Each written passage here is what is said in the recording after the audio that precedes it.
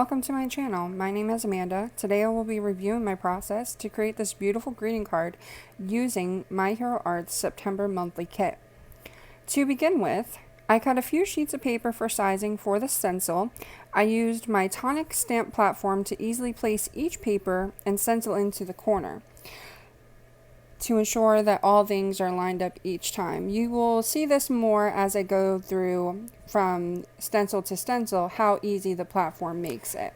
This first stencil, I'm going in with my blending brush and I'm using the Hero Arts Butter Bar ink that came with the kit. This will be the background part of the entire sunflower. You will see after the next stencil how the sunflower starts to take its shape. Off camera, I did also stencil a few different images of this sunflower to have in my stash and create additional images and cards for future. In this next stencil, I went ahead and I lined it up in the corner, just as you see here, to prepare using my blending brush for the next shade. This shade is the Hero Arts Caramel ink that came in the September monthly kit as well, and this will start to give some of the detail in the sunflower that you will see here in just a moment once I have fully lined all of the details around there. It's kind of funny, when I first started using my blending brushes, I actually thought I had to tap the brush with the ink, and then I learned that you do have to brush the ink and then brush it onto the paper. On this next stencil, I did have it aligned incorrectly at first, so you do see me struggling trying to get it aligned just right. I finally got it, aligned it in my corner like I had for the other stencils, and then went in with my next ink. This next ink is for the inner part of the sunflowers, and that is the Hero Arts Root Beer ink that came in the kit as well, and this will start to give the middle part or the center part of the flowers their shape and their details.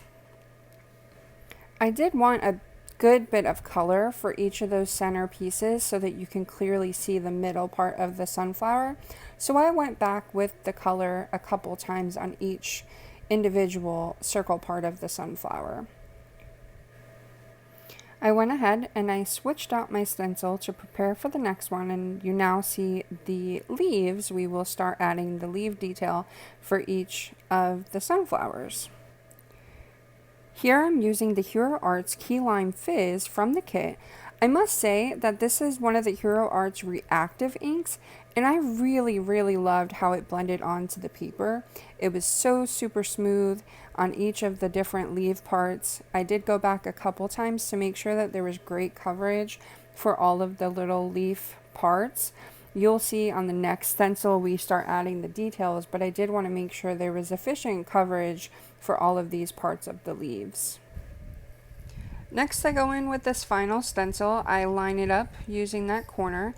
This will add fine details on the leaves and the center parts for each of the sunflowers.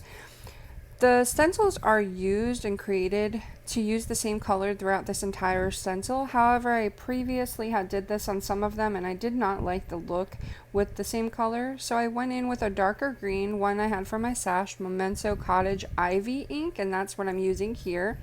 The next part, I reused the root beer ink that came with the kit, and I just added an additional layer for the center parts of each of those sunflowers. I went over it a couple times to make sure I did have good coverage so that I could have that final detail. You can sort of see that it does start to put the circle details just like you would see on the seeds of a sunflower or that kind of shape. Now that the sunflowers are all created, you can really truly see how the 5 stencils come together to create this beautiful image. This is even before using the stamp outline with the additional details. You don't even need to go back in and use the stamp detail if you didn't want to. It's just that beautiful by itself with the stenciling. I did decide that I wanted to add the additional details from the stamps, and I'm actually going to heat emboss them here. So I'm using my EK Success tool, anti-static tool, to make sure that the heat embossing powder only goes where I want it to go. So you can see me, I'm putting it there very liberally. I found that it does take quite a bit in order to ensure the embossing powder stays where I want it to go. I then take my stamp and I line it up on there so that I can grab it with my stamp platform tool, line it up. It makes it very easy to line it up with the stenciling, and then I just grab it right onto there. It does cling on. Next you'll see me clean my stamp. I do like to clean my stamps before I stamp them, just to ensure that there's no dust or debris that could affect my stamped image. So I take a wipe. I also have the stamp cleaning cloth. I can link that in this video so that you can find that, but here I am just using a simple baby wipe to get that a good clean. I'm going to go in with one of my favorite inks. It is a pigment ink, the VersaFine Clear, the black, and I am probably going to butcher the name of this. Nocturne? I have no idea, but it is the VersaFine Clear pigment ink. It is beautiful every single time that I have ever stamped it, and it picks up on the embossing powder so well. I did learn a tip years ago when I first started card making, that if you're going to heat emboss and want black, to go in with a black pigment ink and then use a clear embossing powder. So that's what you will see me do here in just a moment. I do get a nice press onto this image to make sure that all of those details are picked up, and it just looks absolutely beautiful. I love how this turned out. I went ahead and I did clean off my stamp before I added my embossing powder. Probably a no-no. Not quite sure why I did not add my heat embossing powder beforehand, but you live and you learn. Here I am preparing to use that clear embossing powder. I love to use coffee filters in my craft room. I use them for a number of things, whether it be embossing powder, glitter, all of the above.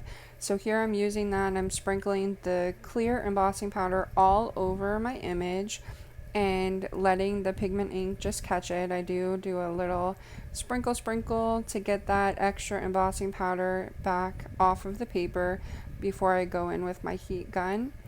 Prior to using my heat gun, I will just double check, make sure it's covered everywhere I need it to be, and then I will take my heat gun out. I let it heat up just a little bit before I go in, and then I begin the heat embossing process.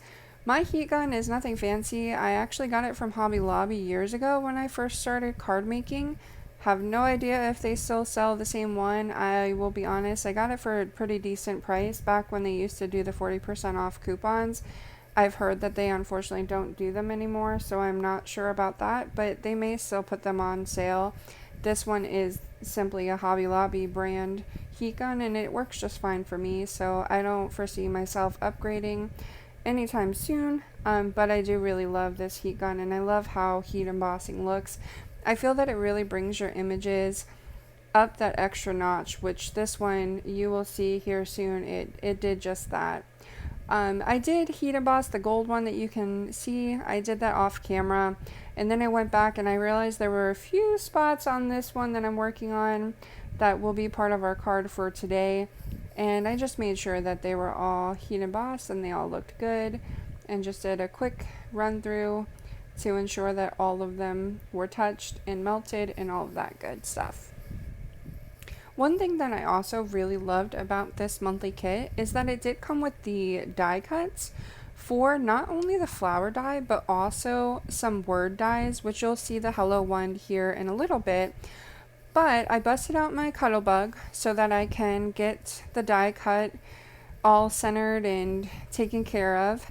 And I put that through there, and I knew that I wanted to give a little bit more depth or volume to my image. So I actually cut out a couple blank ones. There's the black one that we'll be working on right there. I took a couple pieces of blank white paper, and I ran them through my Cuttlebug as well, so that I can use to give more dimension and bulk or thickness, however you want to call it, to each of my images. So that's what I'm doing here. That's why it's just a blank paper. I secured it with some washi tape and I ran it through the Cuttlebug.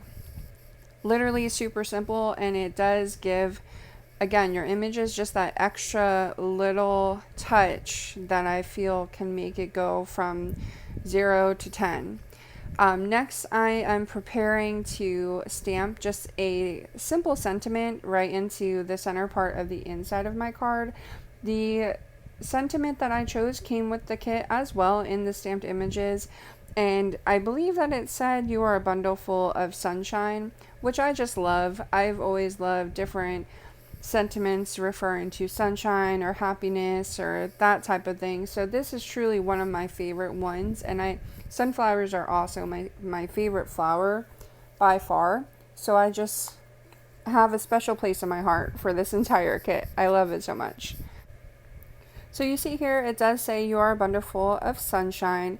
Now I am preparing to add that extra bulk. So I line up my blank cutout to my stamped image, and I'm going to actually go in with some liquid glue. This is the Tombow Aqua Clear, and I did put it into a fine bottle. I'm not entirely sure the name of this bottle, but it makes it to where it has a very super fine line along the edge or as you're putting it onto your paper. So I went along the entire border to make sure that there was great coverage and that you wouldn't see the layering coming apart. So that's what I'm doing here, just going in and filling all kind of the cracks and the crevices before I add them both together and press them onto each other.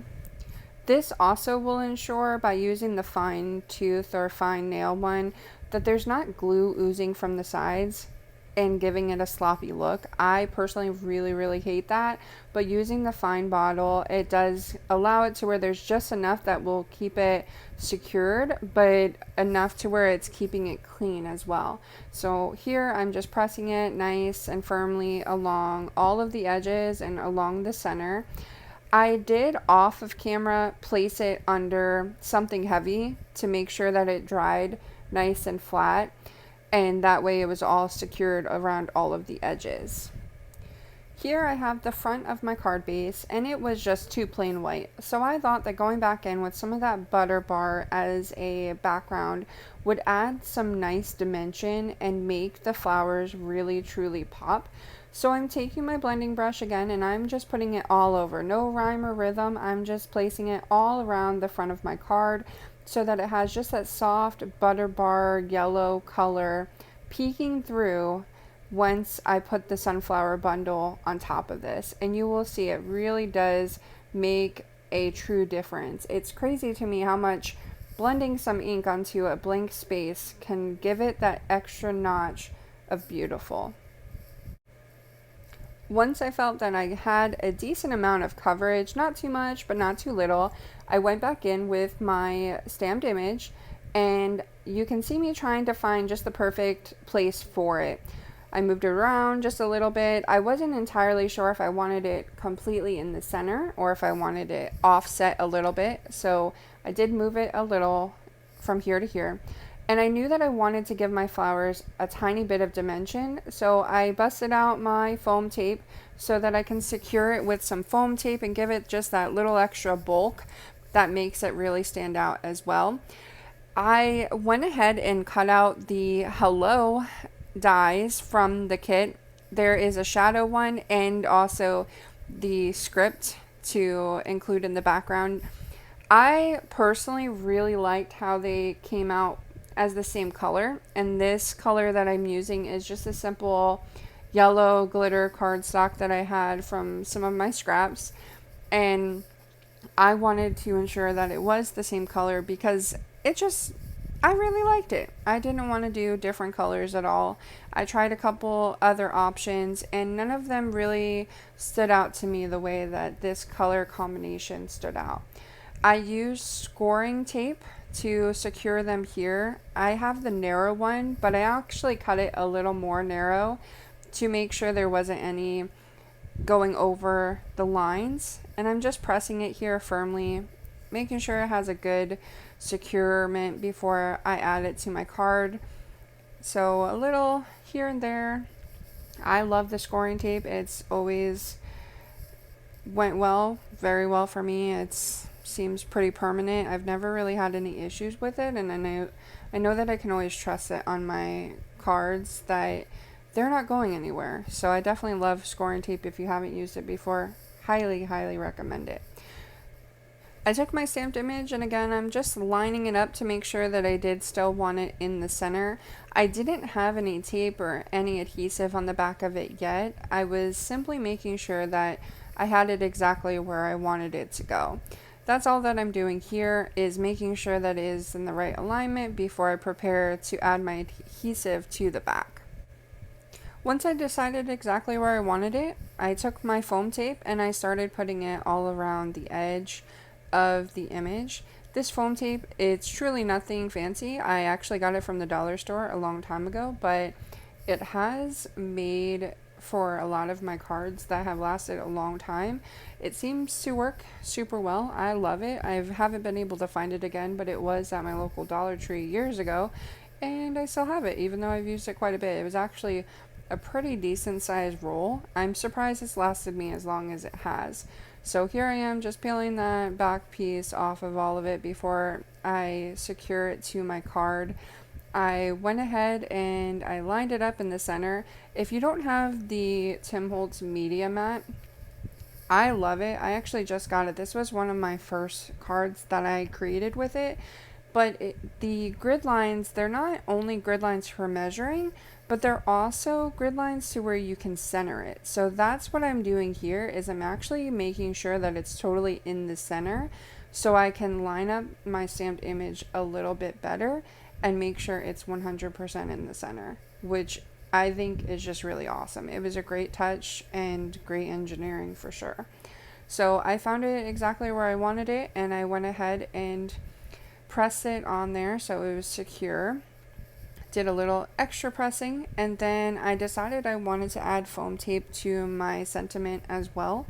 So I prepare for that. Now the foam tape that I have there, they are decent size squares, so I did need to cut it down to fit the narrowness of my sentiment in order for it to fit all around it. So here I'm kind of moving my sentiment around to see exactly where I wanted it. Wasn't totally sure, but I did decide I loved how it looked right there in the center. I was thinking of the theory of thirds method. If you're not familiar with that, look it up, but it just makes it a little bit more appealing to the eye. So next, after I decided that's where I did want it, started peeling off my foam tape, used my scissors to make each piece a little bit more narrow, and then started securing it there onto the sentiment. This did take a little bit of time because the sentiment is so small, and with the super narrow pieces, I had to cut each individual piece very narrow as well, and then adding it to the back to make sure that it wasn't overlapping to where you would not see it from the front end or anything like that. So it took me a little bit of time to get this exactly how I wanted it, but I did it one by one, added small piece after small piece, and prepared it to add to my card. One thing I did notice, and you will sort of see how the O overlaps past the flowers, I did add an extra piece of foam tape there to make sure that it was balanced. So you'll see that here. That way it wasn't looking lopsided or anything like that. I just doubled up on my foam tape, and it was simply to make sure it was all balanced and even across the board. And I just love how it looked. Here I am securing it for its final touches. I wanted to make sure that the foam tape was all secured nicely, so that's what I'm doing here. I'm making sure that it is balanced like I mentioned before, and then I'm just admiring it. I absolutely love how this card turned out, from the blending of the stencils to the blending of the background to the stamped image and the heat embossing. It just turned out so beautiful. I cannot be more excited about a stamping haul. This was my first Hero Arts monthly kit, and I am just thrilled. I love it so much. I cannot wait to make birthday cards with this and future thank you cards, more hello cards. There is just, the sky is the limit with this kit. There are so many other options that can be done with it, and I can't wait to try it. Thank you so much for watching. If you haven't already, please hit the subscribe button and follow me on Instagram and Facebook for additional content. Make it a great day. Thanks!